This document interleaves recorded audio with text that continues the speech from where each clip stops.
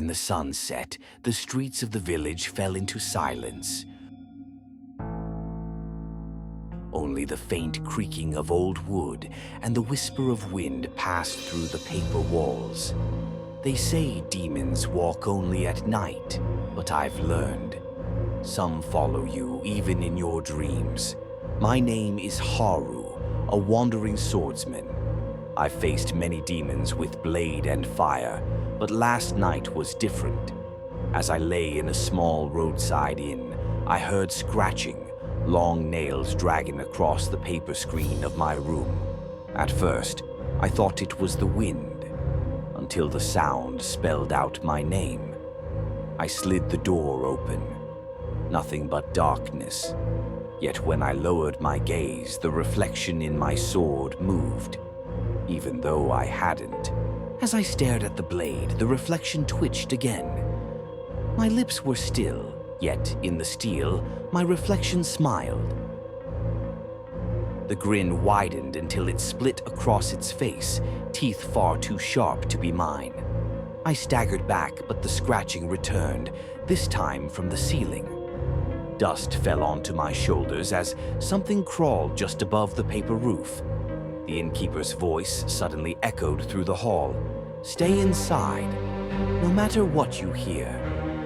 But it was too late. The reflection in my sword raised its hand, and the scratching stopped. Silence. Then a single word, whispered not in the room, but inside my skull. "Haru." The paper wall bulged inward as if a face pressed from the other side. Not human. Hollow eyes, a stretched mouth pressing closer. I tightened my grip on the sword. The silence before the storm had arrived, and I was no longer alone. The paper wall quivered as if something alive pressed harder from the other side. I stepped back, raising my sword, the room shrinking around me with every heartbeat. The candle beside me flickered wildly, shadows stretching into claws across the floor. Then, silence again. A silence so heavy it crushed the air from my lungs. My hand trembled on the hilt.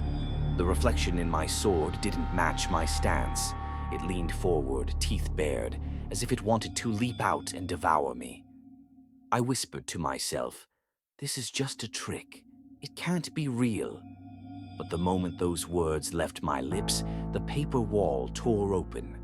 Long black nails slid through the tier first, scratching down the frame, leaving deep scars in the wood. Then came the hand, pale, thin, with veins pulsing like something feeding inside it. The smell hit me next, like rotting flowers mixed with burnt iron. I staggered back, bile rising in my throat.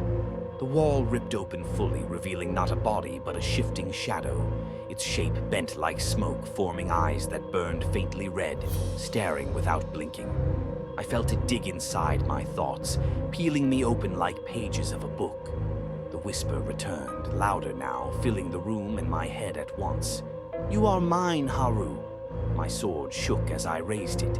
Every instinct screamed to run, but my feet would not obey. I was trapped between shadow and reflection, two monsters, one on each side. The shadow surged forward, claws outstretched. My blade met it midair with a ringing strike, sparks scattering across the tatami floor. But when the steel cut through the figure, no flesh gave way, only black mist that reformed, stronger, closer, hungrier. The reflection in my sword laughed silently, mocking me. And for the first time in years of fighting demons, I felt true fear. My blade had no effect. This was no ordinary demon. This was something born from silence, from mirrors, from the places we were never meant to look too closely. My sword clashed again and again against the shadow, sparks blinding my vision, but nothing struck true. Every slash cut through only mist, and yet each time the shadow grew thicker, heavier, as though feeding on my fear. Then I realized it wasn't attacking to kill me. It was cornering me, hurting me like prey. My back pressed against the inn's old mirror that hung above the dresser, the glass cold against my shoulders. The reflection inside the mirror didn't match the fight at all. I wasn't holding a sword. I was kneeling, bleeding, hands chained in black iron. Behind me, rows of figures stood in the glass, their faces blurred, but their smiles sharp and gleaming. Do not look, I told myself. Do not. But my eyes betrayed me. I glanced too long, and the mirror rippled like water. A black hand shot out, not from the shadow before me, but from the reflection behind me. Its grip was ice, clutching my wrist, pulling with strength that no living creature should have. I dug my heels into the tatami mat, gritting my teeth, but the floor beneath me buckled and warped, like wood turning liquid. The inn was collapsing inward. The shadow laughed, a sound like 1,000 whispers layered on top of each other. The pull grew stronger. My sword slipped from my hand, clattering uselessly on the floor. My body was halfway through the mirror now, my chest squeezed by invisible walls of glass.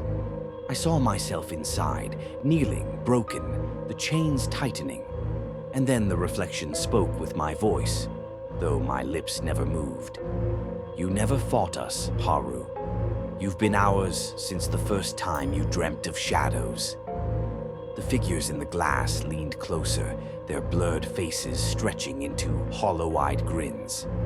My screams echoed not in the room, but inside the mirror world. I was being erased from reality, pulled into a prison where reflections feed forever. The moment my body broke fully into the mirror, the world around me shifted. The inn was gone. Instead, I stood in a vast corridor of glass, walls, floor, and ceiling made entirely of reflections. Each surface held countless versions of me, all staring back with hollow eyes. But not all of them were chained. Some of these Haras carried weapons. Some grinned wickedly. Some bled from the mouth, dragging their swords as if waiting for command. The whispering began again, echoing endlessly through the mirrored hall. We are you. You are us. Together. We are eternal. My heart pounded, but I tightened my grip on the only thing that still felt real, my sword. Then, one by one, the reflections stepped out of the glass. Dozens of me, each corrupted, each moving with a twisted grace. Their eyes glowed faint white, their smiles stretched unnaturally wide. I slashed at the nearest, steel biting through, but when it fell, 2 more emerged in its place. The ground cracked beneath me, each shatter sending ripples through the mirror floor. My enemies crawled out like insects, surrounding me, whispering louder, a choir of broken voices. My breath fogged against the cold glass air. I spun, cutting, screaming, but my own face kept coming back at me. Hundreds of Haras, all my fears, all my failures, manifested as demons. And then, above them all, a towering figure emerged. A reflection of me, but larger, its body draped in chains, its eyes glowing like 2 suns. It carried a massive black blade. When it spoke, the mirrors all shook. I am the Haru who never left. I am the one who surrendered, and you are too weak to resist. The other reflections fell silent, kneeling before the chained giant. I stood alone, sword trembling in my grip, staring at the monster version of myself. The true battle was no longer against demons. It was against the shadow of who I could become. My breath rasped in the mirrored air, every inhale echoing 1,000 times back at me. The chained giant stepped forward, its massive feet cracking the floor like thin ice. Each step rattled my bones. The sword in its grip was jagged, forged from pure darkness, and every time it moved, the mirrored walls bent as though trying to escape its presence. I steadied myself, my knuckles whitening around my blade. This is not real, I whispered to myself, though the shaking in my voice betrayed me. The giant tilted its head, chains dragging like screams across the glass. If this is not real, why does your fear taste so sweet? It growled, and the mirrored army behind it laughed in unison. With a roar that split the corridor, the giant swung its blade. I dove aside, shards exploding from the ground, as the strike tore through glass and reflection alike. My ears rang, my chest burned, but I refused to fall. I lunged forward, my sword slicing through the corrupted reflections. Each one shattered like crystal, but each shatter sent a ripple. Another Haru would crawl out seconds later, hissing my name. The battle became chaos. My body spun, cuts opening across my arms, blood smearing across glass that never absorbed the stain. I screamed through clenched teeth, every strike of my sword fighting not demons, but myself, my fear, my failures, my shadow. The giant raised its chained arms and slammed them into the floor. The ground split open, and from the abyss below, dozens of chained Harus clawed their way out, dragging their blades, whispering in broken voices, "Join us! Join us!" I staggered, the endless horde pressing in from every direction. My strength waned, my vision blurred. Yet, deep inside, I felt a pulse, something buried beneath all the terror. My father's words, long forgotten, echoed, "The sword is not only steel, Haru. It is your will made sharp. Do not let the shadow steal your name." My grip steadied, my body moved. I roared, slashing a path through the reflections, sparks and shards flying.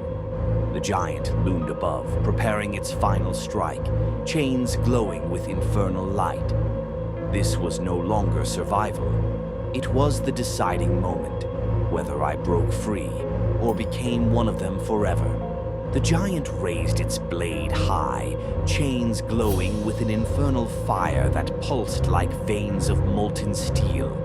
The mirrored world trembled, every shard of glass vibrating like teeth in a monstrous jaw. For a moment, time slowed. I could hear nothing but the thundering rhythm of my heart. The voices of the shattered reflections screamed my name, a chorus of broken glass calling me downward. I staggered, my legs heavy as if the chains themselves had wrapped around me. The ground split wider, and from the abyss below, dozens of chained Harus dragged themselves up, their eyes hollow, their swords dripping shadows. I tightened my grip on the blade. My father's words rang louder now, cutting through the cacophony. "The sword is not only steel, it is the bond of your soul." I felt the heat of fire spread through the hilt into my veins, the mirrored world bending to the roar of my resolve. With a scream that split the glass sky, I leapt. The giant swung, a tidal wave of chain steel crashing down. I cut upward, sparks exploding, shards flying like 1,000 dying stars. The reflection army shattered around me, their whispers cut into silence. The giant's head fell, chains writhing like dying servants. For a moment I thought it was over, but in the broken mirror where its body collapsed, a reflection remained. My own face smiling back at me, grinning with hollow eyes. I froze. For the first time I realized the enemy wasn't behind the glass. It was already inside. This is not the end of my journey. It's only the beginning. If you've heard my story until now, then wait. Because in the next nightfall, the reflection will return. Subscribe if you dare.